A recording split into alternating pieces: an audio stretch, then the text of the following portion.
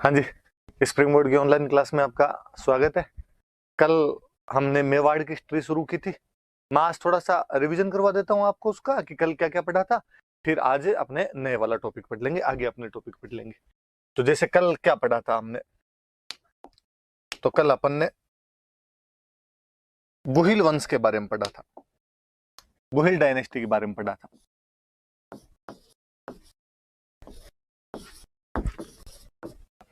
गुहिल वंश के बारे में, और गुहिल वंश के कुछ राजा पढ़े थे।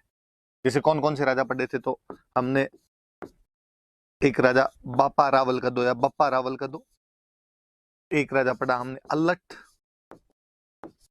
और एक राजा पढ़ा हमने जत्र सिंह। ये सब जानकारियां कल पढ़ी थी हमने गोहिल वंश के बारे में, बापा रावल, अल्लट और जत्र सिंह।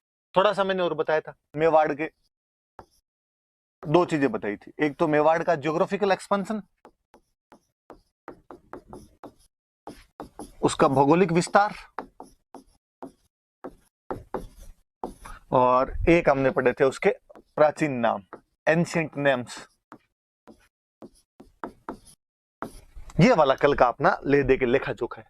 सीधा सा ऊपर से आ जाओ, अपने सबसे पहले लिखा हुआ है कि मेवाड़ का जियोग्राफिकल एक्सपेंशन, कि उसका भौगोलिक विस्तार कहां कहां था। मैंने आपको मैप के माध्यम से बाकायदा बताया था कि अपने उदयपुर, चित्तौड़गढ़, राजसमंद, भीलवाड़ा और प्रतापगढ़ वाला जो कुछ पोर्शन है, इनको अपने मिलाएंगे तो वो अपना आज का क्या बन जाएगा, मेवाड़ बन जाएगा। फिर तो भौगोलिक विस्तार बताया था। फिर हमने उसके एंशिएंट नेम्स पढ़े थे कि उसके प्राचीन काल में उसको क्या बोलते थे। मैंने 3 नाम बताए थे आपको, कि इसको मेदपाट कहते थे, इसको प्रागवाट कहते थे, और इसको सिवी जनपद बोलते थे। तो 3 नाम हो गए उसके, मेदपाट, प्रागवाट और सिवी जनपद नाम करके। फिर हमने गुहिल डायनेस्टी के बारे में पढ़ा कि गुहिल डायनेस्टी क्या थी क्या नहीं थी, गुहिल कौन था कौन नहीं था, इसके बारे में कई जानकारियां पढ़ी। तो हमने इसके बारे में एक जानकारी पढ़ी थी कि गुहिल के लिए कहा जाता है कि वो गुजरात में एक जगह पड़ती है वल्लभी, वहां के कोई राजा थे शिलादित्य, उनका बेटा था, और मम्मी का नाम था पुष्पावती। फिर हमने इसके बारे में और पढ़ा था कि चूंकि गुफा के अंदर जन्म हुआ था, ऐसी कहानियां हैं, गुफा में जन्म हुआ, गुफा को गुहा बोलते हैं, केव केव के अंदर जन्म हुआ, उसको गुहा बोलते हैं, तो गुहा से गुहिल बन गया था इसका नाम। और हमने ये भी पढ़ा कि इसका जो टाइम पीरियड रहा होगा वो 566 ईस्वी के आसपास में रहा होगा। मैंने आपको यह भी बताया था कि अपने कैसे पता चलता है कि 566 के आसपास में रहा होगा। मैंने एक अभिलेख की बातें बताई थी आपको कि सामोली अभिलेख, इसके बारे में मैंने बताया था कब का है, कि ये वास्तव में अभिलेख तो है 646 एडी का, और ये वास्तव में कोई शिलादित्य नाम करके यहाँ पे राजा हुआ था, उसका अभिलेख है। कई बातें बताई थी मैंने आपको कि इसके अंदर लिखा हुआ है कि शिलादित्य जो है वो गुहिल का 5वां वंशज है, कि पहले गुहिल हुआ था, फिर भोज हुआ था, फिर आपके नाग हुआ था, महेंद्र हुआ था, नाग हुआ था, और उनके बाद में आपके शिलादित्य हुआ था। तो उसका 5वां वंशज है, और 20-20 साल का टाइम मानते हैं, तो वो टाइम जाके आपका 566 एडी होता है। इससे पता चलता है कि गुहिल वंश उस टाइम शुरू हुआ होगा।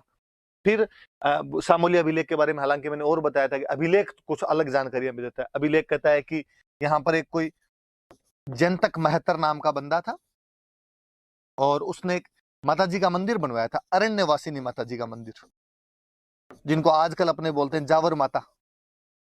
और फिर मैंने और बताया उसमें कि यहाँ 18 प्रकार के आपके गायक रहा करते थे, खूब सारे धनी लोग रहा करते थे। और जब अंत समय आया तो जयतक ने एक जगह पड़ती थी देवबुक, और उस देवबुक नाम के स्थान पर अग्नि के अंदर प्रवेश कर लिया था, फायर बाथ कर लिया था, एक तरीके से अग्नि में प्रवेश कर लेता है, अपने जीवन को समाप्त कर लेता है। गोहिल के बारे में हमने ये भी पढ़ा था कि ये सूर्यवंशी थे। हिंदू वाला तो है ही कि भाई सूर्यवंशी हिंदू थे, तो गुहिल के बारे में जानकारियां पढ़ी। फिर हमने पढ़ा कि इनका पहला कोई बड़ा राजा हुआ था, तो वो बड़ा राजा हुआ था बापा रावल। बापा रावल के बारे में हमने क्या क्या पढ़ा, तो इसकी बातें कर लेते हैं अपने। बापा रावल के बारे में पढ़ा कि ये कोई हरित ऋषि का शिष्य था। फिर मैंने कहानी बताई थी कि हरित ऋषि गायन चराता था, हरित ऋषि महादेव जी के भक्त थे, महादेव जी से कह के इसको मेवाड़ का राज्य मांगा इसके लिए। और ये 734 ईस्वी में इन हरित ऋषि के आशीर्वाद से 734 ईस्वी के अंदर ये आपके मान मोरी नाम के राजा को हराता है चित्तौड़ में, और मानमोरी को हराकर चित्तौड़ पर कब्जा कर लेता है, पर अपनी राजधानी ये नागदा में रखता है। और नागदा के पास में एक जगह पड़ती है कैलाशपुरी, और वहां पर चूंकि महादेव जी के भक्त थे इसलिए एकलिंग जी का मंदिर बनवाता है। खुद को एकलिंग जी का दीवान मानता है कि राजा मैं नहीं हूं, मैं तो उनका दीवान हूं। सोने के सिक्के चलाता है, 115 ग्रेन का सोने का सिक्का था। मुस्लिम सेना को हराते हुए गजनी तक चला गया, गजनी के राजा सलीम को हराता है, अपने भांजे को बना के आता है। हमने और पढ़ा कि एक इतिहासकार हुए CV वैद्य, हिस्टोरियन में चिंतामणि विनायक वैद्य, और वो इसकी तुलना एक फ्रेंच कमांडर से करते हैं, और उस फ्रेंच कमांडर का नाम है चार्ल्स मार्टेल। पाकिस्तान जा रहा था तो अफगानिस्तान जा रहा था, बीच में पाकिस्तान के एक शहर में रुका, उसका नाम पड़ गया, हमने कहा उसका नाम है रावलपिंडी। फिर हमने इसकी उपाधियां पढ़ी थी, कुछ हमने उपाधियां पढ़ी थी कि बापा रावल क्या क्या उपाधियां हैं। तो ये चूंकि हिंदुओं के लिए अंधकार दूर करने वाला है इसलिए इसको कह दिया भाई हिंदू सूर्य। राजाओं को एक तरीके से एग्जाम्पल सेट कर रहा था तो राजगुरु। चारों दिशाएं जीत ली तो हमने इसको कह दिया चकवे। हमने बापा रावल के बारे में खूब सारी बातें पढ़ी थी। फिर हमने एक राजा पढ़ा अल्लट। अल्लट के बारे में सीधी सीधी बातें तो ये है कि इसने एक दूसरी राजधानी बनाई थी आहड़। पहले नागदा थी, आहड़ को एक सब सेंटर के रूप में स्थापित किया। हमने पढ़ा कि आहड़ के अंदर इसने विष्णु भगवान का एक मंदिर बनवाया था वरा। आहड़ के अंदर इसने अपनी नौकरशाही की स्थापना की थी, ब्यूरोक्रेसी की स्थापना की थी। हमने एक इसके बारे में ये पढ़ा कि इसकी एक वो शादी जो हुई थी हूण राजकुमारी से भी थी, और उस हूण राजकुमारी का नाम हरिया देवी था, और हरिया देवी ने हर्षपुर नाम का गांव बसाया था। अब ये मैंने बताया था कि आहड़ राजधानी है, वरहा का मंदिर है वहां पे, और नौकरशाही की स्थापना की। ये जानकारी कहां से मिलती है? तो हमने कहा ये जानकारी तो सारणेश्वर प्रशस्ति से मिलती है। हूण राजकुमारी हरिया देवी से शादी की थी, ये जानकारी कहां से मिलती है? हमने कहा ये आठपुर अभिलेख से मिलती है। सीधी सीधी याद रखने वाली बात। फिर एक राजा आपका देख लो जैतर सिंह। जैतर सिंह के बारे में पढ़ा था। जैतर सिंह के बारे में क्या पढ़ा हमने? तो जैतर सिंह के बारे में युद्ध पढ़ा था बूताला, मैंने बताया था 1227 में हुआ था। इल्तुतमिश दिल्ली का सुल्तान था, उसके साथ हुआ था। हालांकि जैतर सिंह जीत गया था, पर जब इल्तुतमिश की सेनाएं लौट रही थी तो उन्होंने नागदा को लूट लिया था, और नागदा को लूट के उसको तहस नहस कर दिया। इसलिए नई राजधानी बनाने की जरूरत पड़ी, तो नई राजधानी इन्होंने जाके बाद में चित्तौड़ बनाई। परमारों से छीन के चित्तौड़ को राजधानी बनाई थी। इतिहासकार हुए अपने दशरथ शर्मा, उन्होंने कहा कि इसका जो टाइम है वो मिडिवल मेवाड़ का गोल्डन एरा है। इतिहासकार हुए अपने ओझा जी, और उन्होंने कहा कि दिल्ली में जो गुलाम वंश था उसके जितने भी सुल्तान थे गुलाम डायनेस्टी के, उनके यदि कंटेम्प्रेरी कोई हुआ था तो वो अपना जैतर सिंह हुआ था, और इसकी तारीफें उन विरोधियों ने भी की। मैंने कहा था इस युद्ध की जानकारी एक बुक में मिलती है, बुक का हमने नाम पढ़ा था हमीर मद मर्दन। मैंने कहा था यहाँ पे हमीर का मतलब है इल्तुतमिश, तो इल्तुतमिश की घमंड को तोड़ दिया। बुक किसने लिखी? मैंने बताया था जयसिंह सूरी ने। जयसिंह सूरी कौन था? हमने फिर पढ़ा था कि गुजरात में कोई एक जगह पड़ती है धोलका, और वहां पे सोलंकियों की एक ब्रांच थी बघेल, और बघेलों का एक राजा था वीर धवल। वीर धवल के दो मंत्री थे, एक का नाम था वस्तुपाल, एक का नाम था तेजपाल, और ये उनका आदमी था जयसिंह सूरी। और उसने एक किताब लिखी और उसमें वीर धवल की तारीफ है कि साहब वीर धवल गया और ऐसे ऐसे जाके इल्तुतमिश को उस युद्ध के अंदर हरा के आया था। हालांकि बातें ऐसी नहीं है, जैतर सिंह ने उसको हराया था, अन्य कई अभिलेखों से इसकी पुष्टि भी हो जाती है। तो कल इतनी सारी बातें हमने पढ़ी थी। आज हम आगे वाले राजा लेंगे, आगे वाली जानकारियां पढ़ेंगे, क्या चीज है क्या नहीं। ये वाला आप रिवीजन वापस कर लेना, मैंने करवा दिया, आप भी पढ़ लेना। और ये हैबिट भी डालना आप, ये अपने कॉपी में एक पेज के अंदर जो पहले दिन पढ़ा हो उसको छोटे छोटे की पॉइंट्स के अंदर अपने लिख सकें, उनको याद कर सकें, ऐसा कुछ होना चाहिए। तो आपने पढ़ लिया, पढ़ गया, अब मैं इसको रिवीजन कैसे करूं, मैं इसको याद कैसे करूं? तो कॉपी का एक पन्ना लिया, उसमें खाली की पॉइंट्स लिखे। मैंने तो की पॉइंट्स लिखे खाली कि बापा रावल के बारे में, हरित ऋषि। अब शिष्य था ये नहीं लिखना, अपने को पता है शिष्य था, हरित ऋषि है। आगे सीधा 734 मान मोरी चित्तौड़ लिख लिया, आगे नागदा कैलाशपुरी एकलिंग जी दीवान लिख लिया। आपकी याद रह जाएगी सारी बातें अपने आप में। ये कल वाला रिवीजन था। अब नया नेक्स्ट पढ़ते हैं अपने। आज कौन सा राजा पढ़ेंगे? तो आज अपने को रतन सिंह नाम का राजा है, इसके बारे में पढ़ेंगे। रतन सिंह का साथ में इसमें टाइम पीरियड दिया हुआ है कि 1302 से लेके 1303, 1302 से लेके 1303 तक ये राजा रहा था। एक साल के लिए राजा रहा था, 1302 से 1303 के बीच में।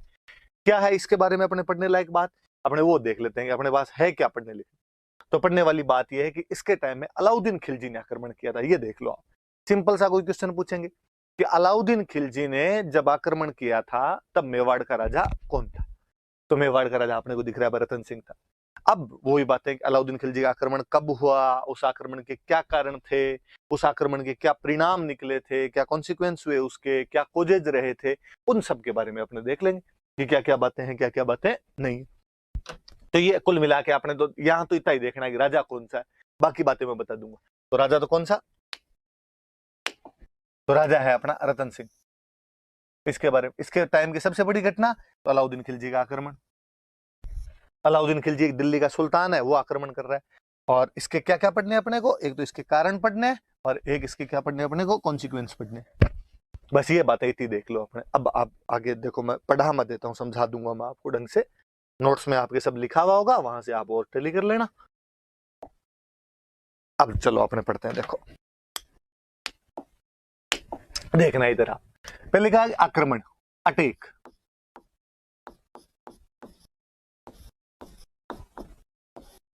किसने किया, तो हमने वापस लिख रखा है कि अलाउद्दीन खिलजी। अलाउद्दीन खिलजी नाम का एक राजा था और उसने अटैक किया।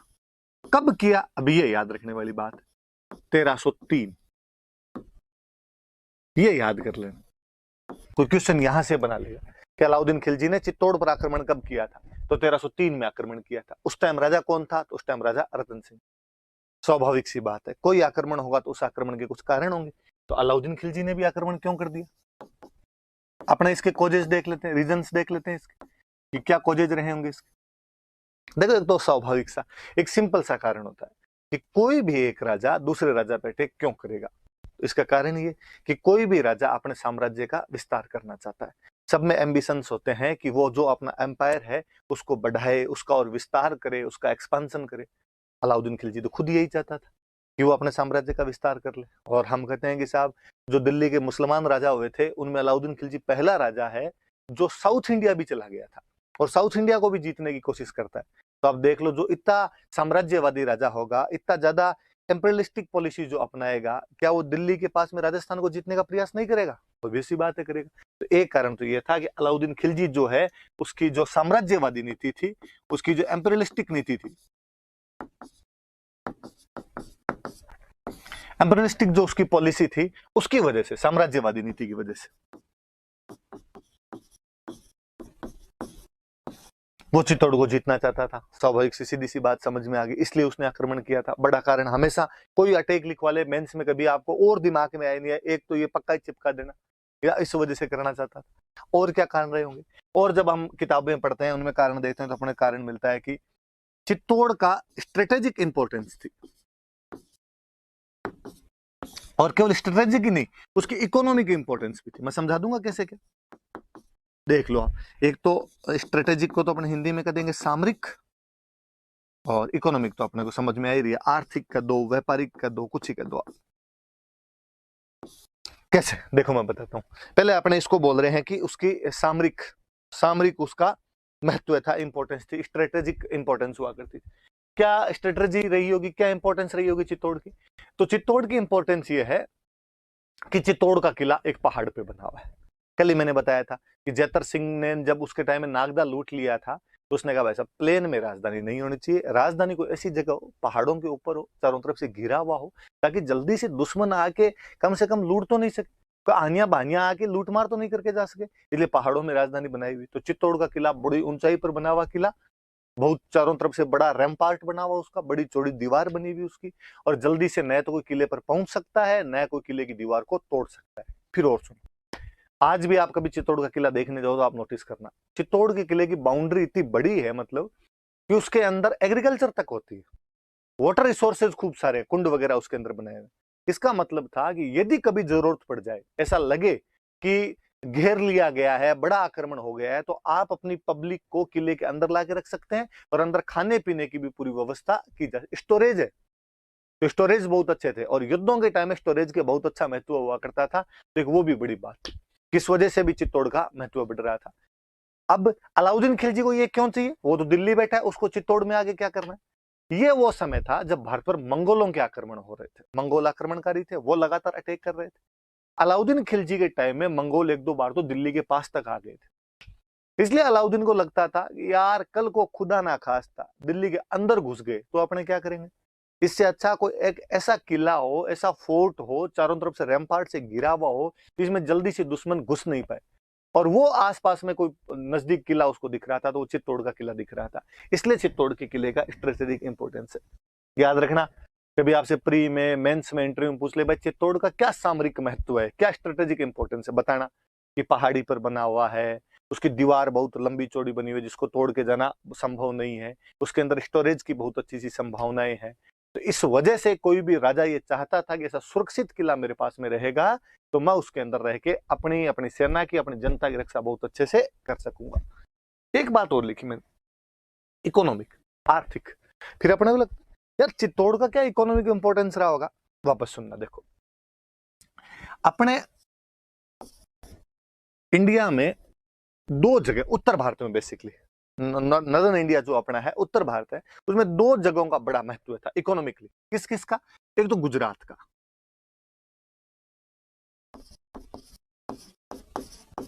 गुजरात का ऊपर वाला, ये मान लो इतना वाला पोर्शन, गुजरात वाला पोर्शन। और एक जगह जो थी, ये अपना इधर वाला राजस्थान कर लो, तो एक जगह अपने राजस्थान की लगती भी मालवा। इन दो जगह का बहुत इंपॉर्टेंस हुआ करता था, एक तो गुजरात का और एक मालवा का। मालवा कहां पे आता है? एमपी, अपने मेवाड़ के टच करता हुआ जो एमपी का पोर्शन है, उसको हम मालवा बोलते हैं। कभी आपने कोई डिस्ट्रिक्ट के नाम सुने? देखो, मंदसौर, उज्जैन, रतलाम, नीमच, ये वाला जो इलाका, इसको अपने क्या बोलते हैं? मालवा। हरा भरा प्रदेश, बहुत अच्छी सी खेती होती है। जहां पर जितनी ज्यादा खेती होगी, वहां से उतना ही ज्यादा रेवेन्यू मिलेगा। जहां से जितना ज्यादा रेवेन्यू मिलेगा, वो राजा उतना ही शक्तिशाली होगा। जो राजा जितना अधिक शक्तिशाली होगा, उसके पास उतनी बड़ी सेना होगी। जिस राजा के पास जितनी बड़ी सेना होगी, वो उतना ही बड़ा साम्राज्य विस्तार कर लेगा। इसलिए दिल्ली में बैठा हुआ हर सुल्तान चाहता था कि मालवा के ऊपर कब्जा कर ले, तो मालवा में कब्जा करना जरूरी था। ठीक है, फिर गुजरात। गुजरात में पोर्ट लगता है, समुद्र का कोस्टल एरिया था। और अपने अरब यात्रियों की तरफ से, अरब जितने भी मर्चेंट आया करते थे, उनके द्वारा जो भी ट्रेड किया जाता था, वो जो सारे पोर्ट थे, वो गुजरात वाले पोर्ट थे। इसलिए जिसके पास गुजरात वाले पोर्ट रहेंगे, वो अरबों से, अरब जो मर्चेंट है, उनके साथ में व्यापार बहुत ढंग से कर पाए। फिर वो मिडेवल चल रहे हैं, मिडेवल में युद्ध ज्यादा हो रहे हैं। युद्धों में सबसे अच्छी जरूरत किसी की? तो घोड़ों की जरूरत थी, और जो अरेबिक हॉर्सेस थे, वो सबसे अच्छे माने जाते थे। इसलिए अरबी घोड़े किसके पास ज्यादा आएंगे? जिसके पास पोर्ट्स होंगे। पोर्ट्स होंगे तो ट्रेड ज्यादा अच्छा करेगा, तो घोड़े भी उधर से ज्यादा मंगवा लेगा। इसलिए कोई भी दिल्ली का राजा गुजरात पे भी कब्जा करना चाहता है। ठीक है, दो चीजें, ट्रेड के लिए गुजरात, एग्रीकल्चर के लिए मालवा। दिल्ली वालों को कब्जा करना है। लेकिन ऐसा कहते हैं कि दिल्ली से मालवा और दिल्ली से गुजरात, दोनों जगह जाने का जो रास्ता था, वो अपने चित्तौड़ के बीच से होकर जाया करता था। यदि आपको दिल्ली से गुजरात जाना है, तो भी आपको चित्तौड़ के अंदर से होकर जाना पड़ेगा। आपको दिल्ली से मालवा जाना है, तो भी चित्तौड़ की बाउंड्री से होकर जाना पड़ेगा। इसलिए अलाउद्दीन खिलजी को लगता था कि यदि मैं चित्तौड़ पे कब्जा कर लेता हूं, तो मैं गुजरात और मालवा का जो कंट्रोल है, वो बहुत ढंग से कर पाऊंगा। क्योंकि एक लफड़ा और होता था। देखो, होता क्या है कि जो पैसे वाले राजा होते गुजरात मालवा के, भाई यहाँ पे अलग राजा बनते। अब मान लो अलाउद्दीन खिलजी आया, और अलाउद्दीन खिलजी ने आके उनको हरा दिया, गुजरात के राजा को हरा दिया, मालवा के राजा को हरा दिया, और हरा के उनको कहा कि आज के बाद रे तुम टैक्स मेरे को दोगे। उनका ठीक हिसाब दे देंगे। अब अलाउद्दीन खिलजी उनको धमकियां देके, पैसे वैसे लेके उनके पास से, घोड़े वोड़े लेके यहाँ से वापस चला गया दिल्ली। और जैसे वो दिल्ली पहुंचा, और गुजरात और मालवा वाले राजाओं ने कहा कि हम तो आज रुपए देंगे, कल रुपए देंगे, क्योंकि तब इतना कम्युनिकेशन था नहीं, ट्रांसपोर्टेशन था नहीं। तो सब जानते थे कि यार बार बार दिल्ली से गुजरात और दिल्ली से मालवा आना इतना इजीली पॉसिबल नहीं है, और ये दोबारा आएगा, वापस जाएगा, वापस आएगा, ये इसके लिए संभव नहीं है। तो एक बार आगे लूट मार करके चला गया, अब कई साल बाद में आएगा, तब तक नहीं भेजेंगे तो नहीं भेजेंगे। इसलिए राजा मना कर दिया करते थे। लेकिन अलाउद्दीन को पता था, यदि चित्तौड़ में मेरा बंदा बैठ गया, तो चित्तौड़ से गुजरात भी कंट्रोल हो जाएगा, और चित्तौड़ से मालवा भी कंट्रोल हो जाएगा। इसलिए चित्तौड़ का स्ट्रेटेजिक इंपॉर्टेंस भी है, और चित्तौड़ का इकोनॉमिक इंपॉर्टेंस भी है। तो ये याद रख लेना कि कोई पूछेगा भाई अलाउद्दीन खिलजी ने चित्तौड़ पर क्यों हमला किया? क्योंकि चित्तौड़ का सामरिक महत्व है। कैसे? मैंने बता दिया, किले की वजह से। इकोनॉमिक क्यों है? क्योंकि दिल्ली से गुजरात और दिल्ली से मालवा वाला जो रास्ता है, वो कहां से होकर गुजरता था? आप मेवाड़ को तो मेवाड़ का दो, चित्तौड़ को तो चित्तौड़ का दो। और देखते हैं इसके बाद में, देखते हैं अपने और कौन कौन से रहे होंगे आपके, इसके बाद में क्या इंपॉर्टेंस रही होगी इसकी। और अब देखो, मैंने एक बात बताई आपको कि दिल्ली से गुजरात जब जाते हैं, तो रास्ता अपने मेवाड़ के अंदर से होकर जाता था। 1299 के आसपास में यही अलाउद्दीन खिलजी गुजरात पर अटैक करने के लिए जा रहा है। दिल्ली से गुजरात जाएंगे तो रास्ते में क्या आएगा, मेवाड़, और मेवाड़ के अपने राजा हुआ करते थे समर सिंह। ये जो हम रतन सिंह पढ़ रहे हैं इसके पापा समर सिंह एक राजा हुआ करता था। और अब आप किसी के घर के अंदर से निकलोगे तो उससे रास्ता तो मांगना पड़ेगा। गांव में चाचा जी के खेत से निकलते तो भी रास्ता मांगना पड़ता है। और अलाउद्दीन ने समर सिंह को कहा, समर सिंह जी मेरे को गुजरात जाना है, आपके घर के अंदर से होके जाना है, प्लीज थोड़ा रास्ता दे दो।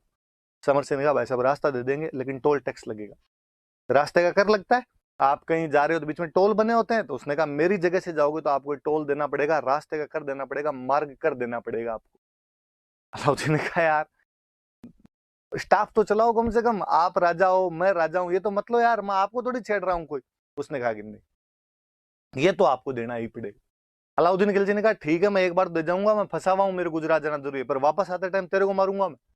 उसने कहा वापस आते टाइम किसने देखी रहे, जो करेंगे वो करेंगे, अभी तो तू एक बार दे के जा। बेचारा अलाउद्दीन खिलजी समर सिंह को टैक्स देके गया वहां पे। समर सिंह ने गुजरात जाते समय अलाउद्दीन खिलजी से टैक्स ले लिया। अलाउद्दीन खिलजी तो गुजरात लूट लाट के वापस चला गया, और वो तो शायद इस बात को भूल भी जाता। पर होता क्या जी, आपके जो आस पड़ोसी होते हैं वो कई घटनाओं को भूलने नहीं देते। अब जो अलाउद्दीन खिलजी के आसपास वाले थे वो अलाउद्दीन खिलजी को छेड़ते। दरबार लगा हुआ अलाउद्दीन खिलजी का, कोई सामने दरबारी बैठे। अलाउद्दीन खिलजी कभी कहे कि मैंने पूरा हिंदुस्तान जीत लिया है, मैं सिकंदर दूसरा सिकंदर हूँ, जैसे सिकंदर ने दुनिया जीती थी मैं दुनिया जीत लूंगा। और आगे जो बैठे हुए तो एक दूसरे की तरफ देख के आंखों आंखों में इशारे करके हंसते। अलाउद्दीन कहते क्या हो रहा है, किस बात पे हंस रहे हो? नहीं नहीं क्या, मैं तो यूं ही किसी बात पे हंसी आ गई थी। नहीं नहीं बताओ क्या बात है? ना ना कोई पुरानी बात याद आई थी। कौन सी पुरानी बात? कि वो एक बार अपने उधर जा रहे थे ना, किधर, तो अपने वो चित्तौड़ जा रहे थे ना, तो टोल टैक्स होता है ना एक टोल टैक्स, फिर हंसने लग जाते। तो अलाउद्दीन की एक बात समझ में आ गई कि यार ये मुझे चिढ़ाते हैं उस चक्कर के अंदर, और ये कहते हैं कि तू कहता है मैंने दुनिया जीत ली, यहाँ चित्तौड़ वालों ने तेरे से टोल टैक्स ले लिया था और तेरे को जाने नहीं दिया था, रास्ता तक तो नहीं दिया था, तू कह रहा है मैंने पूरा भारत जीत लिया।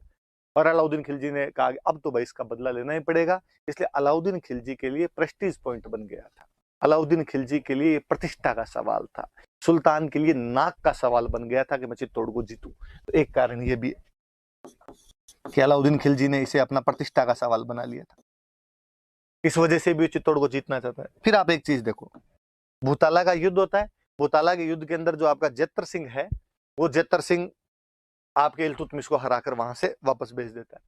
ठीक है, समर सिंह अलाउद्दीन खिलजी से गुजरात जाते समय टैक्स ले लेता है। इसका मतलब क्या हुआ, चित्तौड़ का जो इन्फ्लुएंस है, चित्तौड़ की जो पावर है वो बढ़ रही है घट रही है? ऑब्वियसली बढ़ रही है। दिल्ली वालों से चला चला के पंगे ले रहे हो आप। कौन राजा ये चाहेगा कि उसके नाक के ठीक नीचे किसी दूसरे राजा की और अहमियत इतनी ज्यादा बढ़ जाए, प्रभाव इन्फ्लुएंस इतना ज्यादा बढ़ जाए कि वो अपने को डिस्टर्ब करने लग जाए? और दिल्ली वालों को लगता है अरे चित्तौड़ वाले ये हमें तंग करने लगे, इसलिए उनके इन्फ्लुएंस को कम करना जरूरी था, उनका जो प्रभाव था उसको कम करना जरूरी था। एक कारण ये भी है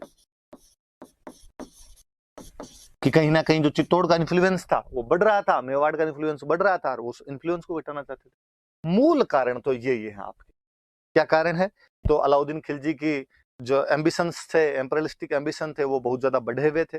और क्या कारण है कि चित्तौड़ स्ट्रेटेजिकली और इकोनॉमिकली बहुत स्ट्रांग पोजीशन पे था, जहां पे बैठ के गुजरात मालवा का जो ट्रेड और एग्रीकल्चर है उसको कंट्रोल किया जा सकता है, वहां से टैक्स इजीली लिया जा सकता है, और यहाँ पे बैठ के अपनी सेना की, परिवार की, जनता की रक्षा भी थोड़ी ढंग से की जा सकती है। किला बहुत अच्छी जगह पे बना हुआ है। एक सुल्तान ने उसे प्रेस्टीज पॉइंट बना लिया था। क्यों? क्योंकि जब वो 1299 में गुजरात अटैक के लिए जा रहा था तो चित्तौड़ का राजा था समर सिंह, और समर सिंह ने उससे टैक्स ले लिया था। फिर चित्तौड़ का प्रभाव बढ़ रहा है तो उसको घटाना है। फिर एक कारण जो आप सब जानते हो, आपने अखबारों में पढ़ा होगा, आपने फिल्मों के अंदर देखा होगा, ऐसी कहानियां हैं कि जो रतन सिंह था उसकी एक रानी थी पद्मिनी, उसकी क्वीन हुआ करती थी पद्मिनी नाम करके,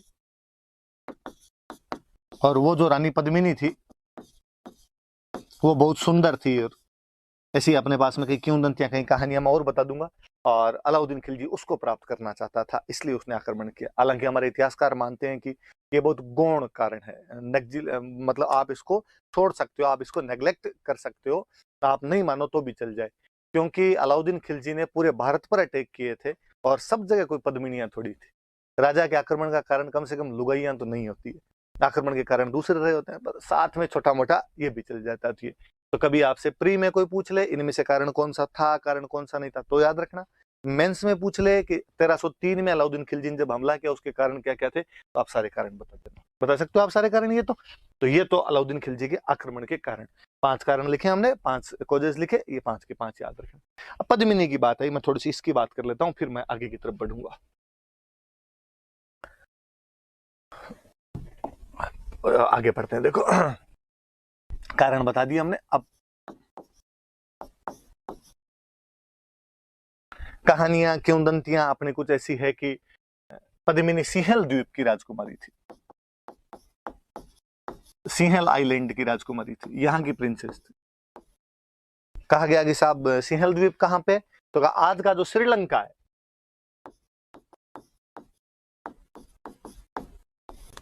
वहां की राजकुमारी थी। और यहाँ के कोई राजा थे गंधर्व सेन, और कोई रानी थी चंपावती, ये उनकी पुत्री थी गंधर्व सेन और चंपावती की।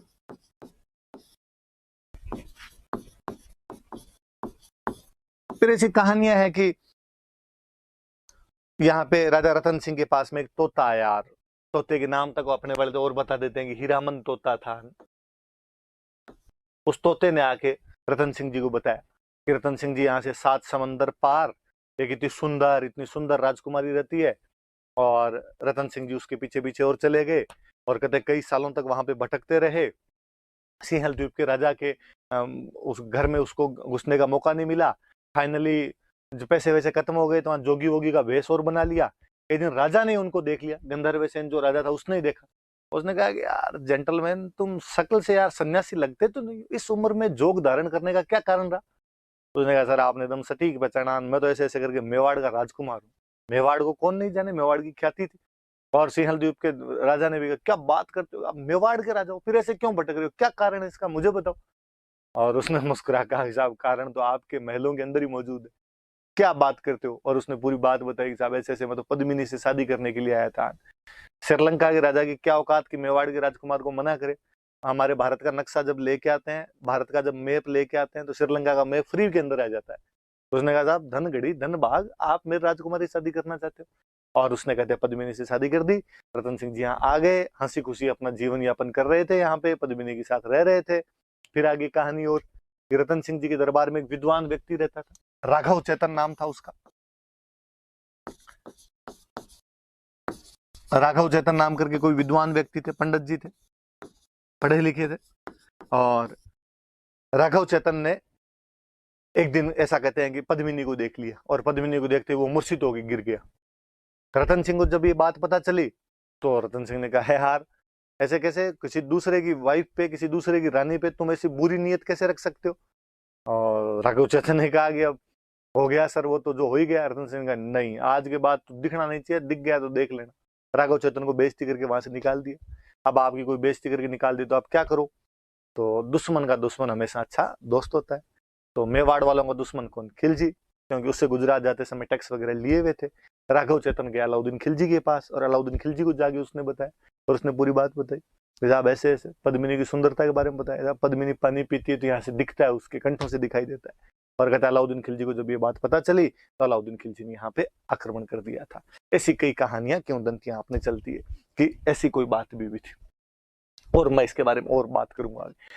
तो ये पद्मिनी की थोड़ा सा याद रखना कि अपने कोई क्वेश्चन पूछे तो कि भाई ये सिंहल द्वीप की राजकुमारी थी, और पिताजी का नाम गंधर्व सेन था, माताजी का नाम चंपावती था। और अलाउद्दीन खिलजी को उसके बारे में कौन बताता है, तो अलाउद्दीन खिलजी को उसके बारे में किसने बताया था, तो राघव चेतन नाम के व्यक्ति ने बताया था। आगे की कहानी ये कहती है कि अलाउद्दीन खिलजी यहाँ पे आया, अलाउद्दीन खिलजी ने आगे यहाँ पे घेरा डाला, और आगे रतन सिंह को कहा कि मुझे तुम्हारी रानी पद्मिनी चाहिए। राजा ने कहा यार ऐसे कैसे हो सकता है, कोई वस्तु थोड़ी है कि एक तू रख ले और एक मैं रख लूं, या मेरे वाली तेरे को दे दी जाए, ये मेरी रानी है, तू ऐसे कैसे बात कर सकता है। तो अलाउद्दीन ने कहा मैं जबरदस्ती ले जाऊंगा। वापस उसी पॉइंट पे ही मैंने बताया कि चित्तौड़ का किला बहुत मजबूत था, जल्दी से अंदर नहीं घुस सकते थे, और कहते राजा ने अपना किला बंद करवा के राजा अंदर बैठ गया। अलाउद्दीन खिलजी को लगा कि यार अंदर घुस ही नहीं पाएंगे, तो फिर उसने एक जाल फेंका, और उसने कहा कि चलो मैं आपसे संधि करने के लिए तैयार हूँ, जो हो गई वो तो बात हो गई, और अपने आप नई लड़ाई करेंगे। और कहते हैं कि अलाउद्दीन खिलजी को संधि के लिए बुलाया गया, खाने के लिए बुलाया गया, वहां अलाउद्दीन खिलजी बैठा हुआ था और उसके सामने एक शीशा लगा हुआ था, नीचे एक पौंड बना हुआ था, तालाब बना हुआ था। पद्मिनी उस शीशे के जैसे आगे आई, उसकी जो प्रति छाया थी, उसकी जो छाया दिखाई देती है, प्रतिकृति दिखाई देती है, वो तालाब के अंदर दिखाई देती है। और अलाउद्दीन खिलजी उसको देख के यूं बड़ा मोहित होता है। कहते हैं जब वापस अलाउद्दीन खिलजी जा रहा था तो रतन सिंह उसको सी ऑफ करने के लिए नीचे तक गया, उसको लगा अब तो संधि हो ही गई। और नीचे जाते अलाउद्दीन खिलजी बड़ा घाघ आदमी था, जगीरा की तरह कमीनापन कूट कूट के भरा हुआ था उस आदमी, और उसने रतन सिंह को गिरफ्तार कर लिया। और उसने कहा कि जब तक मेरे पास पद्मिनी नहीं आएगी तब तक रतन सिंह को नहीं छोड़ा जाएगा। पद्मिनी के लेंगे। पद्मिनी जितनी सुंदर थी उतनी बुद्धिमान महिला थी। और ऐसा कहा जाता है कि पद्मिनी के एक भैया थे और उन भैया का नाम था गोरा। एक पद्मिनी का भतीजा था और उस भतीजे का नाम था बादल। दोनों आपस में भी काका भतीजा थे। पद्मिनी ने इनको बुलाया, इनको बुला के समझाई कि ये बात है, क्या किया जाना चाहिए। इन्होंने प्लानिंग की और प्लानिंग करके कहा कि ठीक है। अलाउद्दीन के पास मैसेज करवाया, अलाउद्दीन के पास मैसेज करके आगे पद्मिनी तुम्हारे पास आने के लिए तैयार है, पर पद्मिनी अकेली नहीं आएगी, उसके साथ में उसकी दासियां भी आएगी। उसने कहा कोई नहीं, ठीक है, आप तो भेज दो, दासियों को भी भेज दो। तो कहते हैं कि पद्मिनी जब जा रही थी तो रानी हमेशा पालकी के अंदर बैठ के जाती, 4 जने उठाते, वो कहार उठाने वाले होते। तो वो आगे की पालकी में तो पद्मिनी को बिठाया, पीछे की पालकी में जिनमें महिलाओं को बिठाना था उनके अंदर सारे के सारे शस्त्रधारी योद्धा बिठा दिए, सोल्जर्स बिठा दिए। वहां गए और नजदीक जाके वापस का कि पद्मिनी अंतिम बार रतन सिंह से मिलना चाहती। अलाउद्दीन ने कहा मिला दो यार, कैंप पड़ा कहीं पे साइड में, मिला दिया जाए इसको। और कहते हैं कि पद्मिनी वहां जब रतन सिंह के पास पहुंचे तो पद्मिनी जितनी सुंदर थे, जितनी बुद्धिमान थे, उतनी वीर महिला और थी। और उसने आसपास जो 5-7 बॉडीगार्ड खड़े थे उनको मार दिया और रतन सिंह को लेकर वहां से भाग गई। जब तक अलाउद्दीन खिलजी को ये समझ में आता कि हमारे साथ में धोखा हुआ है, वो लड़ने के लिए तैयार होते। इधर गोरा और बादल अपनी सेना लेके तैयार खड़े थे। कहते हैं गोरा और बादल उनके साथ लड़ाई करते हैं। गोरा तो उस लड़ाई में काम आ जाता है, वीर गति को प्राप्त हो जाता है, शहीद हो जाता है। बादल सेना को लेके वापस आ जाता है, किले के अंदर घुस जाते हैं। अब अलाउद्दीन को बड़ा गुस्सा है। अलाउद्दीन ने कहा हाँ ठीक किया आपने, तो रतन सिंह को लेके और चले गए। और आपने कहा अब तो मैं तुम्हें मार के जाऊंगा यहाँ से। और उसने कहते 8 महीने का घेरा डाल दिया था चित्तौड़ किले के बाहर।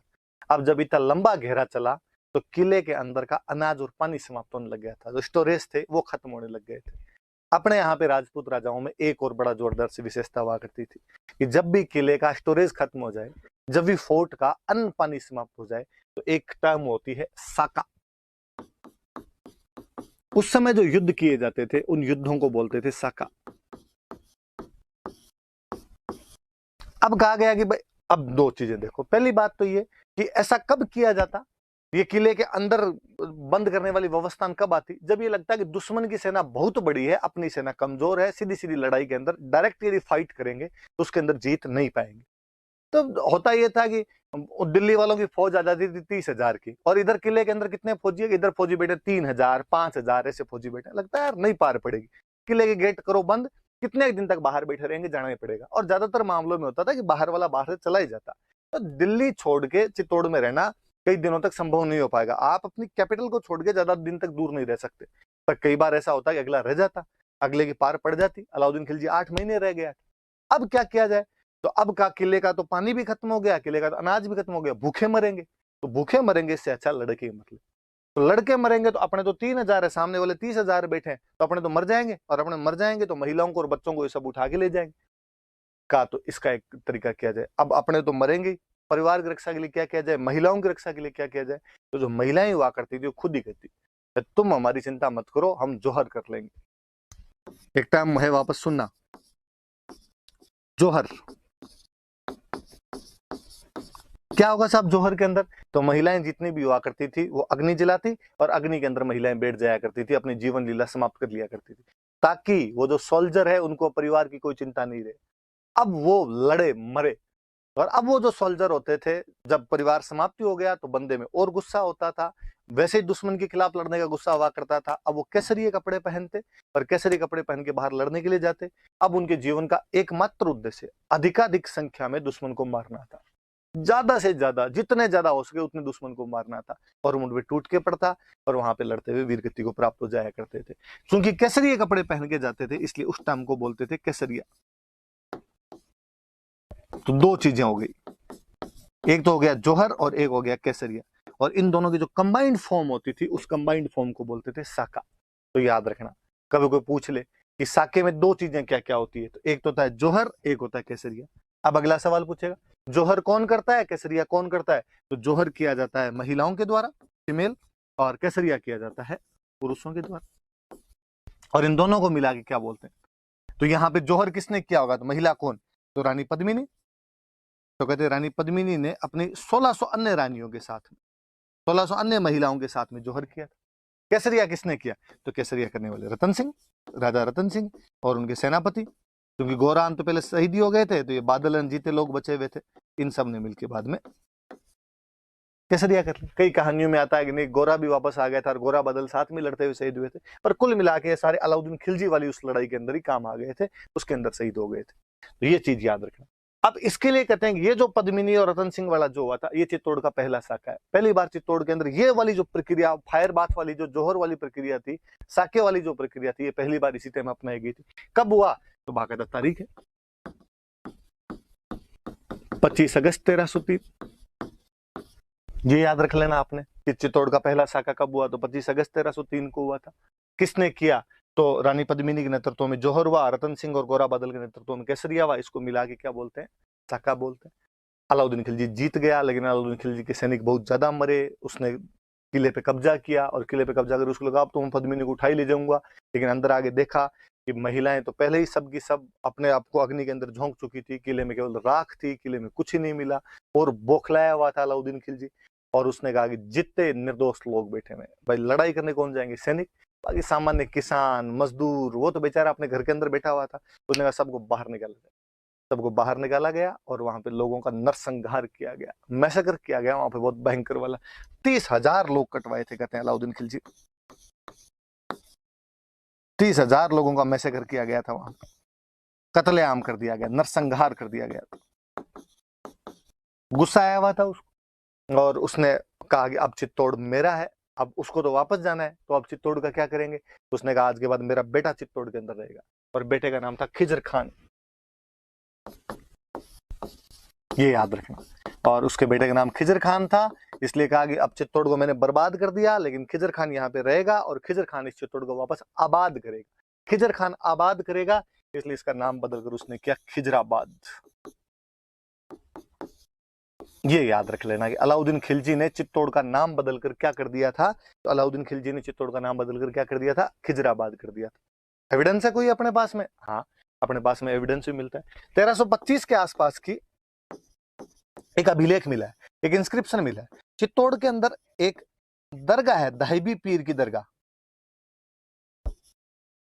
दरगाह तो समझते हो, मुस्लिम जो संत वगैरह हुआ करते थे, पीर मतलब संत हो गए, उनका जो पूजा का स्थान होता, उनका जो रहने का स्थान होता था, उसको दरगाह बोलते थे। एक दाहिबी पीर की दरगाह है और वहां का एक इंस्क्रिप्शन मिला है। मुस्लिमों के इंस्क्रिप्शन होते तो वो ज्यादातर पर्शियन लैंग्वेज में होते, फारसी में होते। एक पर्शियन इंस्क्रिप्शन मिला है और उसके अंदर चित्तौड़ का नाम अपने को खिजराबाद मिलता है। तो खिजर खान को दे के गया, इसलिए उसने चित्तौड़ का नाम बदलकर क्या कर दिया था? खिजराबाद उसने नाम कर दिया था। तो साके वाली बात, ये सब बातें याद रखना। अब यहाँ पे खिजर खान रहता है, कई साल तक खिजर खान रहता है। 1303 के आसपास देके चला गया था और लगभग 1312 के आसपास तक, 9 साल के आसपास तक या 9-10 साल तक यहाँ पे खिजर खान ने शासन किया था उसका। अब जब इतने साल तक रहेगा, कुछ ना कुछ वो भी काम करवाएगा। तो खिजर खान ने कई काम करवाए थे, ये वापस देख लेना थोड़ी सी बातें आप, साके वाली ये सब चीजें समझ लेना। हालांकि आपके नोट्स में लिखी हुई है, वहां पर और पल्ले पड़ जाएगी, लेकिन फिर भी याद रखना साका क्या होता है, कैसे किया गया था, मैंने कहानी आपको बता दी। अब जब खिजर खान यहाँ रहा तो खिजर खान ने क्या क्या किया वो देखते हैं अपने। देखो, खिजर खान को देके चले गए साहब, और नाम क्या कर गए इसका? खिजराबाद। और ये जानकारी अपने को कहां पे मिलती है? तो दाहिबी पीर की दरगाह।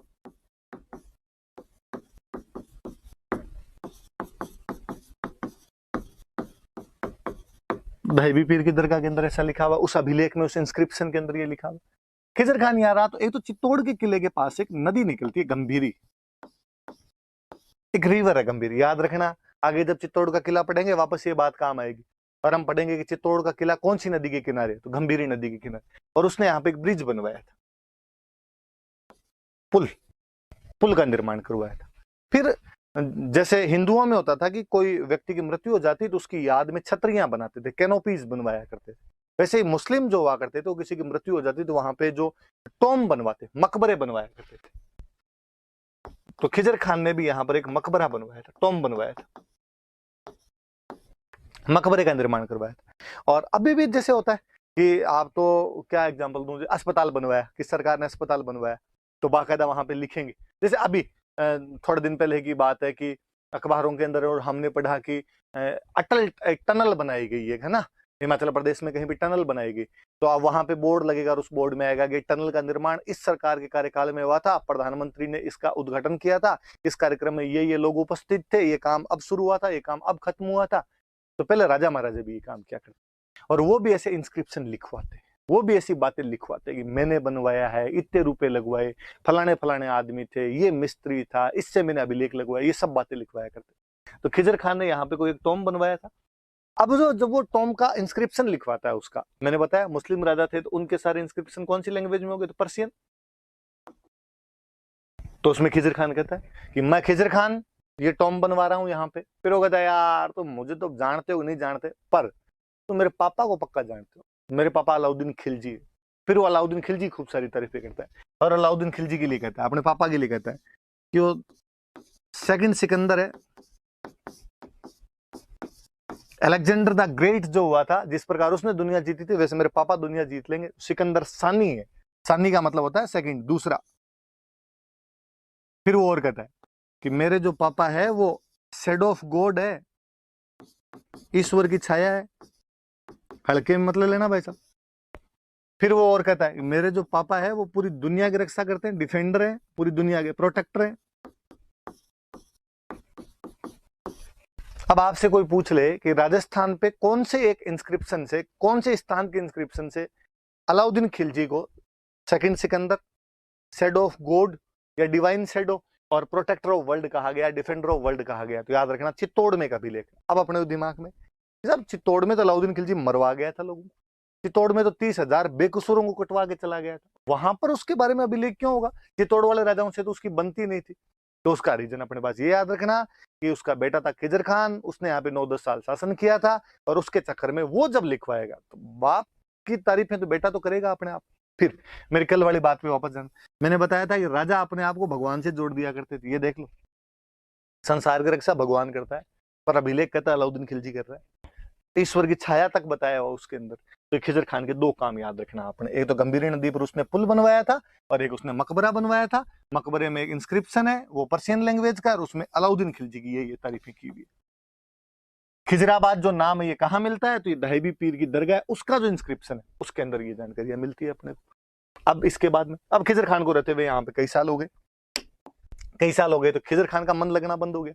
खिजर खान का मन लगना बंद हुआ तो उसने अलाउद्दीन के पास मैसेज भेजा कि डैडी अब कई दिन हो गए यार, इधर अब मन नहीं लगता अपना। तो अलाउद्दीन ने कहा तू वापस आ जा। तो उसने कहा चित्तौड़, चित्तौड़ का क्या किया जाए? तो उसने कहा मैं बंदा भेज रहा हूँ, ये बंदा आके चित्तौड़ संभाल लेगा। इस बार जो बंदा भेजा गया उस बंदे का नाम है मालदेव सोनग्रा। और मालदेव सोनग्रा को कहा गया कि तू चित्तौड़ संभाल।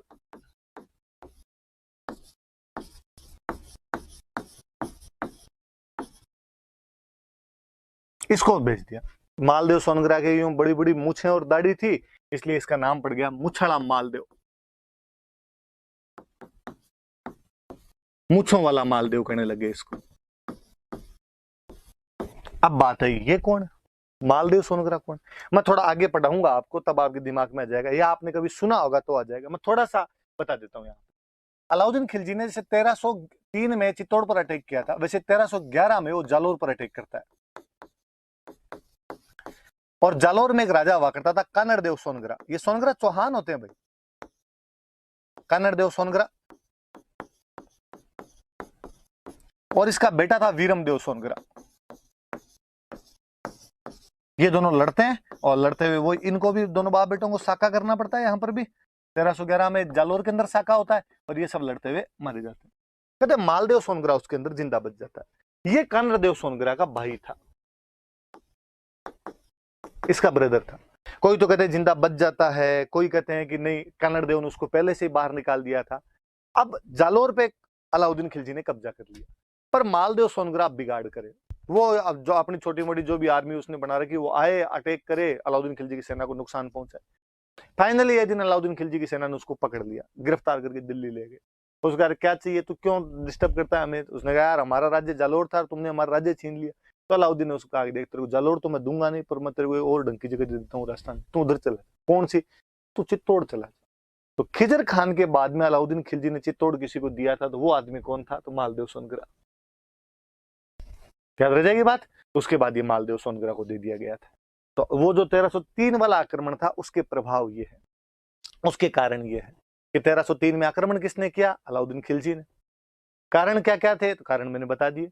अलाउद्दीन खिलजी की इंपीरियलिस्टिक पॉलिसी है, चित्तौड़ का स्ट्रेटेजिक और इकोनॉमिक इंपॉर्टेंस है, चित्तौड़ का इन्फ्लुएंस बढ़ रहा है।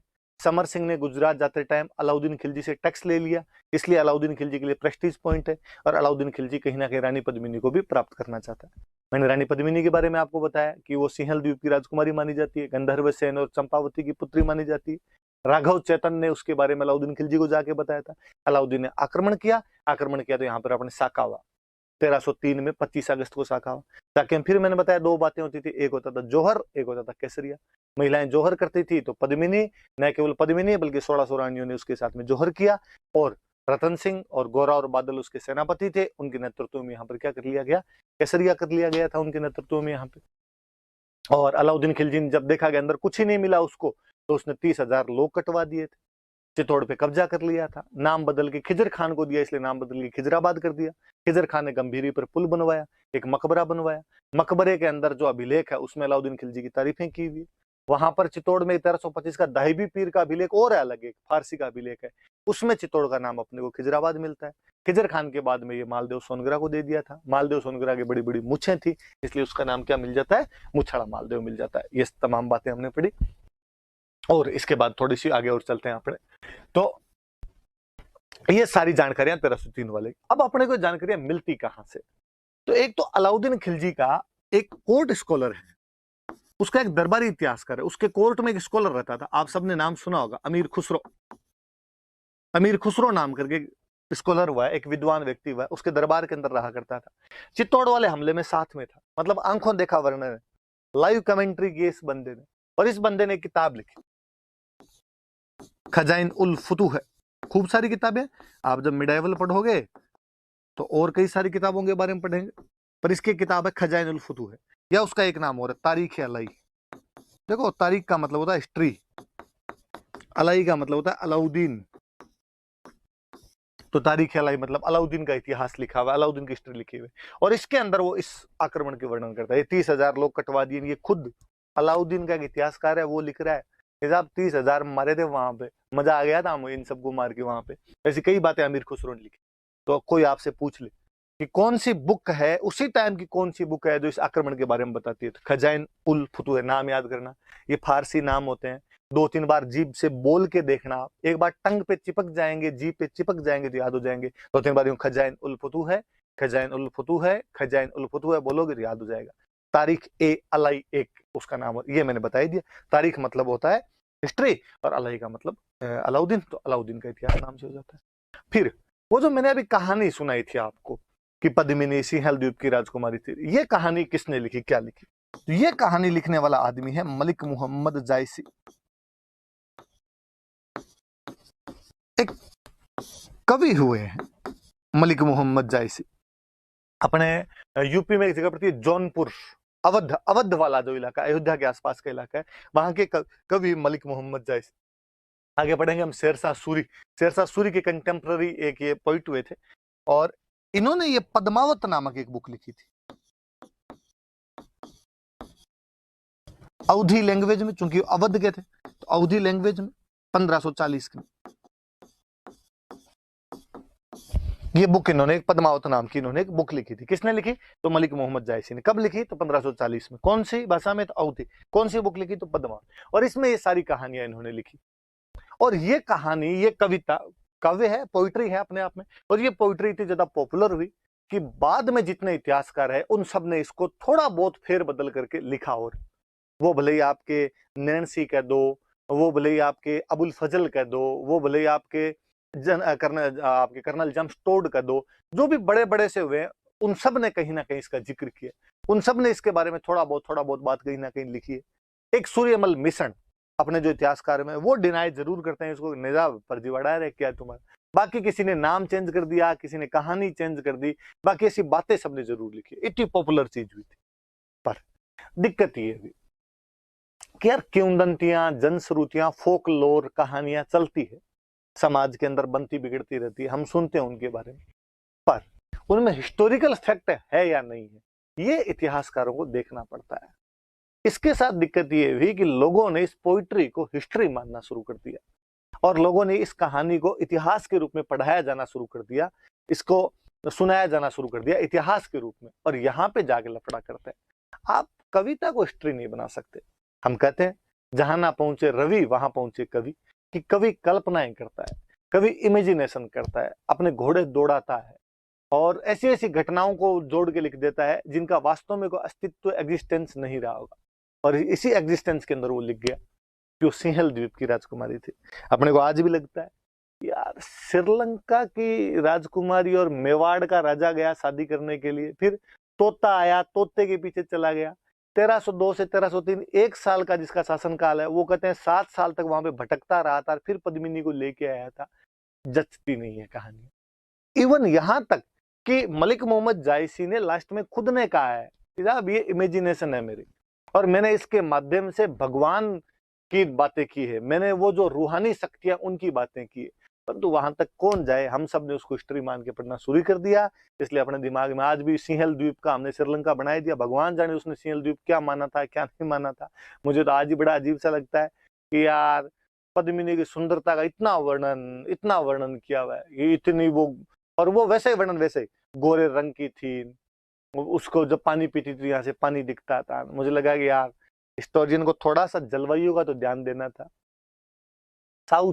साउथ में भी सुदूर श्रीलंका, वहां के लोग कैसे होते हैं हमने देखे नहीं, सारे क्रिकेट प्लेयर देखे हुए, उनका रंग अपने को देखा हुआ है, और तुम कहते हो कि वहां की एक राजकुमारी इतनी सुंदर आ गई थी। तो ये तो मूर्ख बनाने वाली सी बात हो जाती। परंतु है अपने पब्लिक में तो वही है, डोमेन के पब्लिक डोमेन में तो वही बातें हैं, वो बातें हैं तो हम सुनते भी हैं, पढ़ते भी हैं, वैसी बातें भी करते हैं। परंतु अपने याद रखना, मलिक मोहम्मद जायसी हिंदी लिटरेचर का सब्जेक्ट हो सकता है, मलिक मोहम्मद जायसी हिस्ट्री का सब्जेक्ट नहीं हो सकता। पद्मावत जो है वो एक पोइट्री है, बहुत अच्छी अवधी भाषा की पोइट्री है, उसमें नो डाउट, कोई उसमें संदेह, उसमें शक शुबा करने की आवश्यकता नहीं। परंतु आप कहोगे इसको इतिहास के रूप में पढ़ा जाना चाहिए, तो थोड़ी सी बात ही अजीब सी लगती है। और फिर एक दिक्कत और हुई, इन्होंने मलिक मोहम्मद जायसी वाली बात को इतना ज्यादा उठा के रख दिया कि अपने जो लोकल चीजें थी उनको भुला दिया गया। अपने जो लोकल जनमानस की अपनी जो कहानियां है, राजस्थानी जो सोर्सेज है, राजस्थान लिटरेचर के जो सोर्सेज है, वो दूसरी बात कहते हैं। राजस्थान लिटरेचर वाले अपने कहते हैं कि साहब वो पुगल की राजकुमारी थी। बीकानेर के अंदर एक जगह पड़ती है पुगल, और पुगल की राजकुमारी थी। और बाकायदा अपने तो कहानियां हैं, ऐसे दोहे बने हुए हैं कि पुगल का पुनपाल भाटी नाम करके कोई बंदा था, उसकी बेटी थी, उसकी शादी की हुई थी। दोहा है अपने तो कि पुगल गडरी पद्मणी तू रानी सिर मोड़, जैसलमेर जलम लियो परणी गढ़ चित्तौड़। कि पुगल गडर की पद्मणी तू रानी सिरमोड़, कि तू सभी रानियों में सिरमौर है, सर्वोपरि है।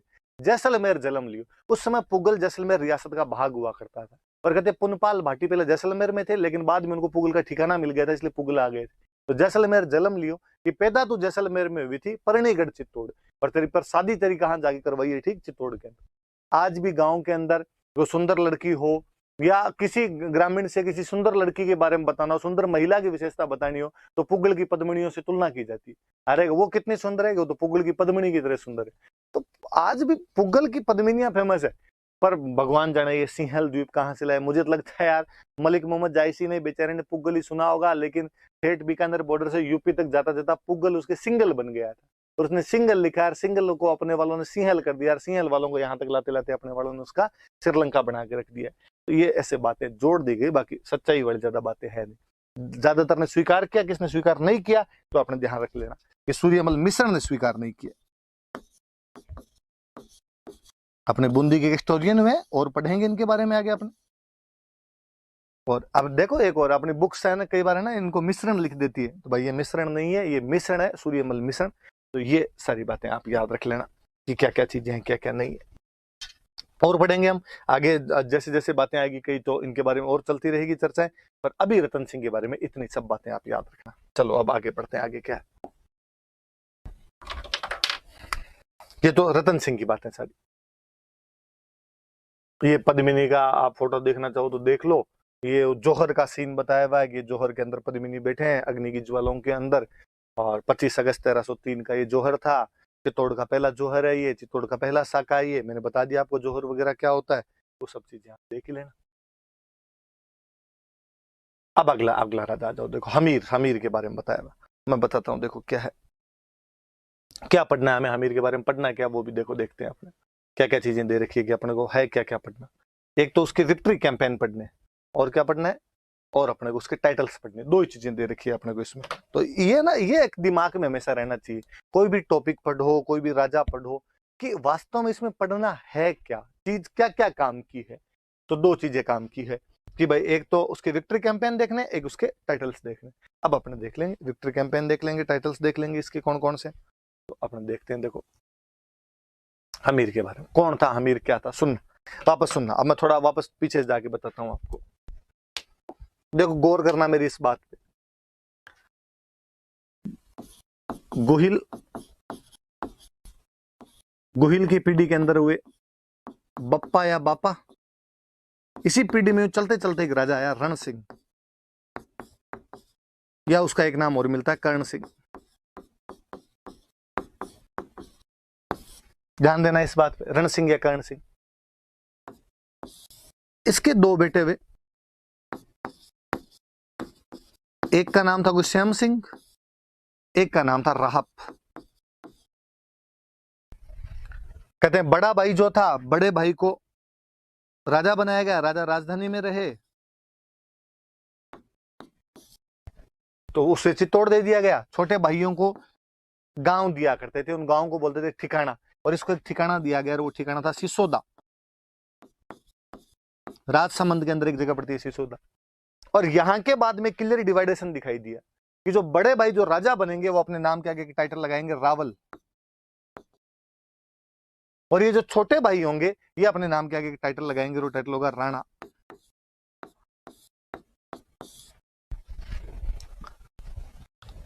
तो इस श्याम सिंह के बाद में जितने राजा उनके नाम के आगे रावल, रावल लगा हुआ मिलेगा अपने को।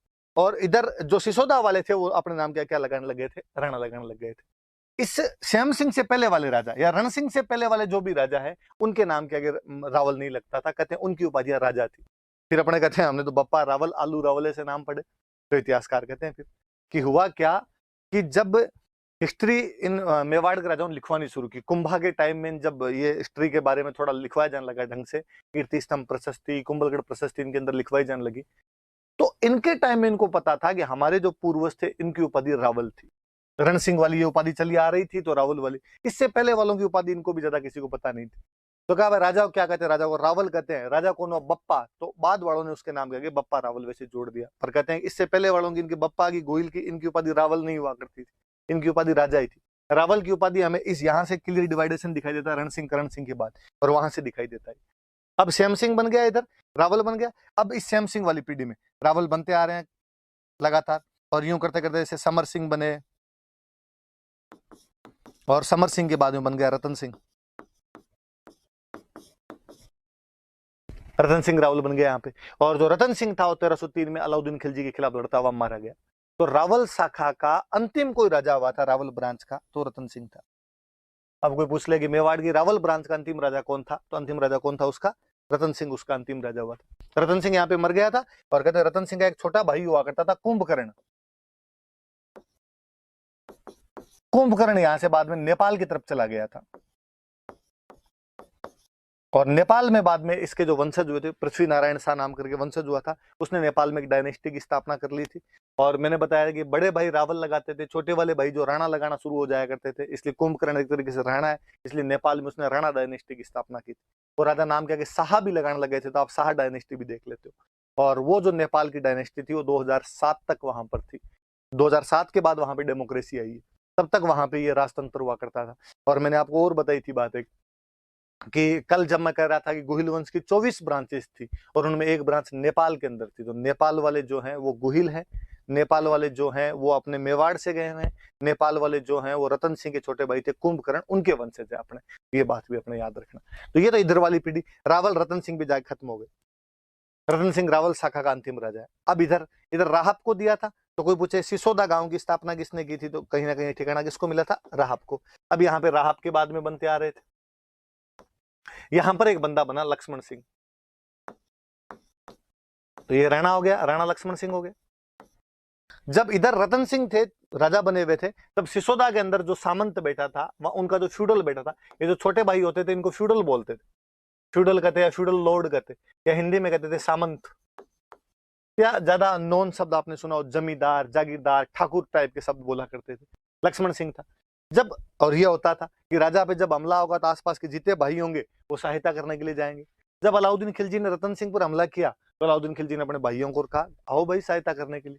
लक्ष्मण सिंह सहायता करने के लिए गया, कहते अपने 7 बेटों के साथ सहायता करने के लिए गया था। और 1303 वाले उस हमले में, उस केसरिया, मैंने कहा था केसरिया में जीते जाएंगे, सब लड़ते हुए मारे जाते थे। नहीं केवल लक्ष्मण सिंह बल्कि इसके 7 बेटे भी इसके अंदर शहीद हो गए थे। 7 बेटे यहां पर शहीद हो जाते हैं। सुनना अब इससे आगे की थोड़ी सी बात और सुनना। एक तो ये रावल वाला नहीं विभाजन ध्यान रखना कि रावल और राणा शाखाएं जो है वो एग्जैक्टली कहां से अलग हुई थी, तो रण सिंह के बाद में अलग हुई थी, ये वाली बात याद। नोट्स के अंदर आपके लिखा हुआ और मिल जाएगा, पर थोड़ी ध्यान दे लेना। अब लक्ष्मण सिंह की बातें मैं वापस बताता हूं। देखो लक्ष्मण सिंह जो था,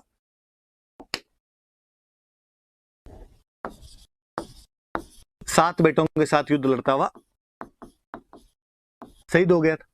लक्ष्मण सिंह का एक बेटा था, 7 जो शहीद हुए थे उनमें एक बेटा था अरि सिंह,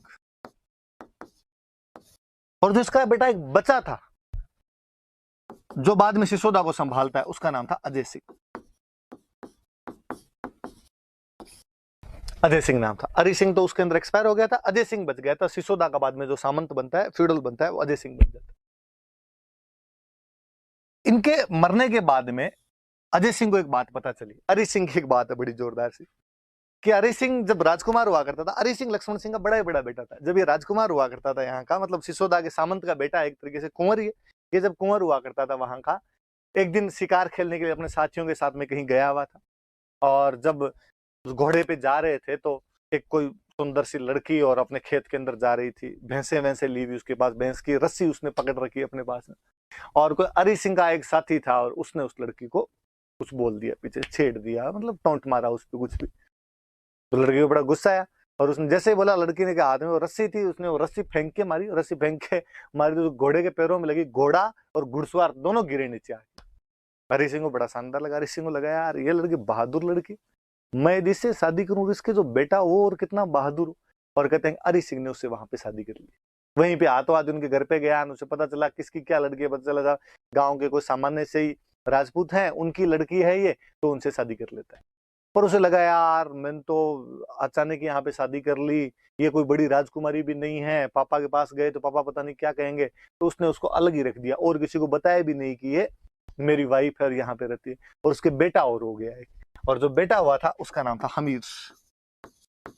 और एक कौन सी मूवी है जिसके अंदर वो सारे भाई शादी नहीं करते हैं, परेश रावल अलग से एक वाइफ रख लेता है, अक्षय खन्ना का ही है ना, हलचल, हलचल मूवी होनी चाहिए शायद, तो वैसा सा कुछ हरि सिंह के साथ में। तो हरि सिंह वहां पे अलग से एक वो वाइफ उसकी और उसका बेटा हमीर यहाँ पे। अब पता चला कि साहब हरि सिंह युद्ध में लड़ता मारा गया, तो बेचारी वो अपने पीहर चली गई वापस अपने बेटे को लेके। अजय सिंह जब इधर सामंत बना, अजय सिंह को ये बात पता चली, यार मेरे भैया की एक ऐसे ऐसे शादी और की हुई थी, मेरे तो भतीजा और है।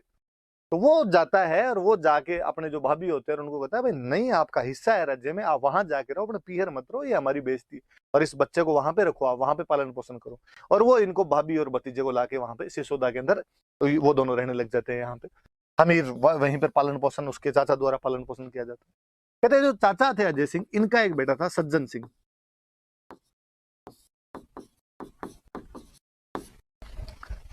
हमले हो रहे थे, एक बार को सिसोदा पर किसी का हमला हुआ, और सिसोदा पर हमला हुआ तो अजय सिंह ने सज्जन सिंह को कहा कि जा सज्जन, और जाके इन हमलावरों को भगा के यहाँ से। सज्जन सिंह गया, सज्जन सिंह से हमलावर नहीं भागे, वापस आ गया। हमीर छोटा था, हालांकि अजय सिंह का भतीजा था। अजय सिंह का हमीर तू जा यार इस बार। हमीर गया यार, छोटा था, उसके बाद बावजूद बहादुर था, और हमीर जाके उनको भगा के आ गया। तो अजय सिंह ने कहा यार लड़का तो ये है, और उसने कहा वैसे ही मेरे सबसे बड़े भाई का बेटा है, इसलिए सिसोदा का सामंत जो अगला बनना चाहिए। मैं क्यों बना, क्योंकि भैया और पापा सब एक्सपायर हो गए, पर यदि भैया होते तो इनका ही कब्जा होता, तो मैं अगला सामंत है वो हमीर को ही बनाऊंगा। इसलिए अजय सिंह ने अपने भतीजा हमीर को यहाँ का सामंत बना दिया था। सज्जन सिंह नाराज हुआ, उसने कहा यार पापा किस बात के, तुम अपने भतीजे को दे रहे हो, चाचा के बेटे को दे रहे हो, मुझे तो दे ही नहीं रहे। और वो यहाँ से नाराज हुआ, उसने कहा मुझे सिसोदा नहीं दे रहे तो मैं तो रहूंगा ही नहीं, कहीं जाके नौकरी कर लूंगा। और सज्जन सिंह के लिए कहते हैं कि सज्जन सिंह महाराष्ट्र चला गया था। और इसी की पीढ़ी में आगे चलते चलते चलते चलते चलते चलते एक लड़का हुआ जिसने पूरे महाराष्ट्र पर बाद में राज किया था, महाराज छत्रपति शिवाजी। तो मैं कल आपको फिर बता रहा था कि शिवाजी जो है वो भी यहीं के थे, वो भी सिसोदा के गए हुए थे यहाँ से। इसलिए शिवाजी जब राजा बन जाते हैं तो कहते हैं कि मैं महाराणा प्रताप का वंशज हूँ, मैं सिसोदिया हूँ, मैं मेवाड़ का हूँ, मैं गुहिल हूँ, वो सब बात बताते हैं। तो ये भी थोड़ा सा अपने रिलेशन याद रखना, दिमाग में रहेगी बात। इधर अमीर यहाँ का सामंत बन जाता है। अमीर जब सामंत बनता है, उधर चित्तौड़ पर कब्जा किसने कर रखा? चित्तौड़ पर पहले खिजर खान आ गया, खिजर खान के बाद में मालदेव सोनगरा आ गया। मालदेव सोनगरा आया हुआ इधर हमीर पर, अमीर को लगेगी यार ये अपने को चित्तौड़ वापस छीन। उधर 1320 में खिलजी डायनेस्टी समाप्त हो जाती, खिलजी वंश ही समाप्त हो जाता। आपस में लड़ झगड़ के मलिक काफूर नाम का उनका प्रधानमंत्री था, और उसने कई बेटों को मार दिया, कई को अंधा कर दिया, फिर फाइनली वो भी मर गया। यूं करके 1320 में खिलजी डायनेस्टी खत्म हो गई। नई तुगलक डायनेस्टी आ गई। जैसे तुगलक डायनेस्टी आई तो जो मालदेव सोनगरा था उसको वहां से सपोर्ट मिलना दिल्ली से बंद हो गया। हमीर को लगा अब मौका है। हमीर ने अपने आसपास के लड़कों को इकट्ठा किया और उसने मालदेव सोनगरा को तंग करना शुरू किया। और कहते हैं फिर फाइनली मालदेव सोनगरा की भी मृत्यु हो जाती है। और मालदेव सोनगरा का बेटा था बनवीर सोनगरा, और उसके 2-3 बेटे थे। कोई तो कहता है इसने बनवीर सोनगरा से, या उसके एक बेटे का नाम और था जैसा सोनगरा। जो जैसा ऑप्शन में है वैसा आप तो कर लेना आपने। ऐसा कोई, या तो उसका बनवीर नाम का जैसा नाम के बेटे थे, वो चित्तौड़ को यहाँ पे संभाल रहे थे। हमीर एक दिन हमला करता है, उनको यहाँ से भगा देता है और भगा के चित्तौड़ पर कब्जा कर लेता है। क्योंकि हमीर कहां से गया? सिसोदा से गया था। हमीर सिसोदा से गया था और उसने चित्तौड़ पे जाके कब्जा कर लिया, इसलिए हमीर के बाद में जितने राजा बने वो सिसोदिया हो गए।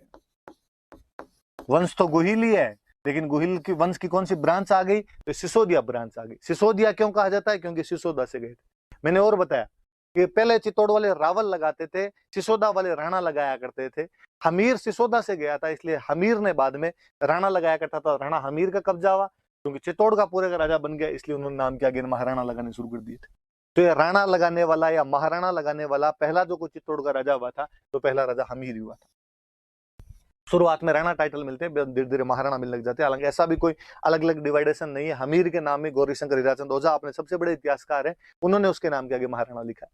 तो आप राणा महाराणा कुछ याद रख लेना। ये टाइटल हमीर के बाद में मिलने लगता है, उसके बाद में सिसोदिया कहलाने लगते हैं। ये अपने वो रीजनिंग वाली सी बात है। हम नहीं पढ़ते कि क्या था वो, सभी फूल पत्ती है और सभी पत्ती फूल नहीं, ऐसे आते हैं। तो आप वो कह सकते हो कि सभी सिसोदिया गुहिल है पर सभी गुहिल सिसोदिया नहीं, कि गुहिलों में सिसोदिया केवल कौन से हैं? जो सिसोदा के थे। अब चूंकि इसके बाद में सारे राजा यही बने, फिर इंडिपेंडेंस आजादी तक के सारे राजा यही बने, इसलिए आजादी तक के राजाओं का टाइटल आपको राणा महाराणा ही मिलेगा, सारे के सारे अपने को सिसोदिया कहते हुए मिलेंगे। तो ये हमीर से अलग हुए थे बाद में। हमीर की पीढ़ी आगे चलने लग गई थी, और उसने बनवीर सोनगरा का दो जैसा सोनगरा, दोनों ही नाम मिल जाते हैं, ऐसा कोई है नहीं। इतना इस पे लोड भी नहीं लेना एग्जैक्टली कौन सा क्या मानना, जो ऑप्शन है उसके अनुसार कर लेना। और इनको हरा के वहां पर उसने हमीर ने वापस कब्जा कर लिया था। अब मैंने बताया कि उधर तुगलक डायनेस्टी आ गई थी। जब उधर तुगलक डायनेस्टी आ गई तो तुगलक डायनेस्टी में एक राजा हुआ था मोहम्मद बिन तुगलक। कहते हैं कि ये जैसा मोहम्मद बिन तुगलक के पास चला गया और इसने जाके मोहम्मद बिन तुगलक को कहा कि यार ये था तो हमारा चित्तौड़ और हमीर ने कब्जा कर लिया, तू सहायता कर। मोहम्मद बिन तुगलक ने अपनी सेना भेज दी। हमीर बड़ा बलशाली आदमी था। हमीर गया, सामने जाके सेना से लड़ाई करता है और मोहम्मद बिन तुगलक की सेना को हरा देता है। कहते अपने बांसवाड़ा के अंदर एक जगह पड़ती है सिंगोली,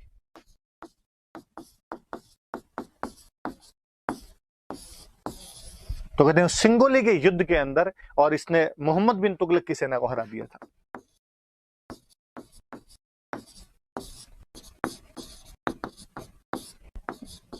और आप देखोगे भी ये समकालीन भी।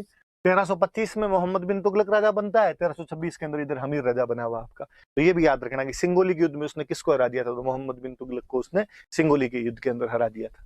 अब मैं लो वापस उस पर जाके आपको बातें बताता हूँ। दो बातें याद रखना, एक तो हमीर ने चित्तौड़ पे कब्जा किया, हमीर सिसोदा का है इसलिए सिसोदिया हो गए, राणा टाइटल लगना शुरू हो गया। अब देखो वापस देखते हैं अपने, सॉरी, आपने कहा कि अपने को एक तो पढ़ने विजय अभियान। तो विजय अभियान कौन कौन से हो गए? अब मैं विजय अभियान कहूं तो एक तो मैं कर दूंगी इसने चित्तौड़ पे कब्जा किया सोनगरों करा के, एक मैं कर दूंगी इसने सिंगोली के युद्ध में मोहम्मद बिन तुगलक को रहे, और चित्तौड़ पे कब्जा करने के बाद में हो गए सिसोदिया, और उसके बाद में इनका टाइटल हो गया राणा या महाराणा। ये टाइटल लगाना शुरू कर दिया। अब चूंकि राजा बना तो इसने कहा यार यहाँ पर एक मंदिर बनवाते हैं, तो इसने मंदिर बनवाया चित्तौड़ के अंदर, अन्नपूर्णा माता का मंदिर बनवाया। यह अन्नपूर्णा माता का एक नाम हो रहा है बरबड़ी माता। और इनकी बातें मेवाड़ वाले बहुत ज्यादा पूजा करते थे, राजा महाराजा, इसलिए अन्नपूर्णा माता के लिए कहा जाने लगा कि ये मेवाड़ के जो राजा थे, मेवाड़ के जो गुहिल थे, उनकी इष्ट देवी है, उनकी टोटलरी डेटी है, उनकी इष्ट देवी मानी जाती है। फिर किसी ने कहा भाई तो इनकी कुल देवी कौन सी, इनकी क्लेन डेटी कौन सी है, तो कहा इनकी जो कुल देवी है वो है बाण माता। तो ये याद रखना आपने कि मेवाड़ के गुहिलों की कुल देवी कौन सी है, कि बाण माता।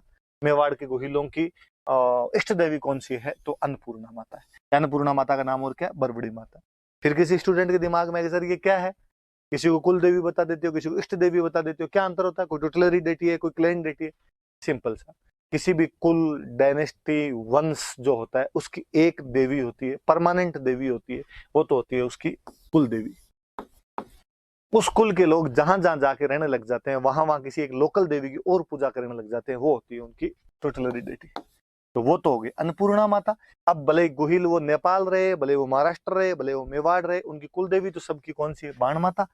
पर नेपाल वालों ने एक अलग पूजा की, महाराष्ट्र वालों ने एक अलग पूजा की, मेवाड़ वालों ने एक अलग पूजा की, वो उनकी होगी इष्ट। वो कौन सी है उनकी, अन्नपूर्णा माता है, बरबड़ी माता। और इनका मंदिर किसने बनवाया था, तो हमीर ने इनका मंदिर बनवाया था। और क्या चीजें हम पढ़ते हैं देखो अपने,